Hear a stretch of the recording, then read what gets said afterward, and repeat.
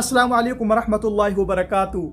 आज की वीडियो कुछ भाई ने मेरी बुरी भी लग सके है, तो यह वजह से अगर आप है बुरी लगे तो माफ़ करियो, अगर अच्छी लगे तो दूसरे लोगों में शेयर ज़रूर करियो।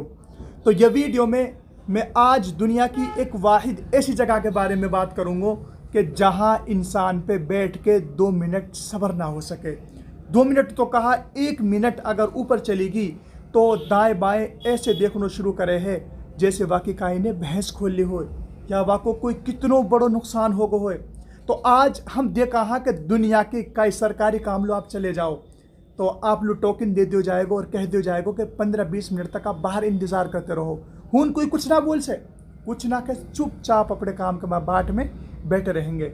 मगर एक दुनिया में एक ऐसी जगह है, मस्जिद खाली ऐसी जगह है, अल्लाह को घर ऐसा बना रखो है कि अगर 2 मिनट टाइम से ऊपर हो जावा, जो वहाँ में इमाम है, जो मुअज्जिन है, तो वह ऐसे घूरना शुरू कर दे वहाँ के जैसे यानी कोई कितनो बड़ो जुल्म कर दे हुए। अरे तू अपने दिमाग पे, अरे अकल के टट्टू, थोड़ा अपने दिमाग पे जोर तो डाल, तू कहाँ बैठो है? अरे तू इमाम नहारो तो अल्लाह को जिक्र भी तो कर सके है।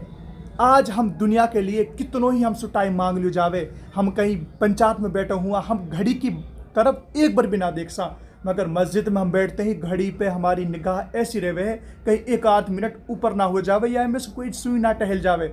तो मेरे भाई थोड़ा सो इन बातन पे नज़र कम कर दे। तो अपने घर महिलू भी लखा ले, थोड़ा बहुत इमाम के पीछे लखा तो रहेगो। इमाम के पीछे अगर तू पड़ गो ने तो तेरा घर तेरा हाथन से निकल जाएगो।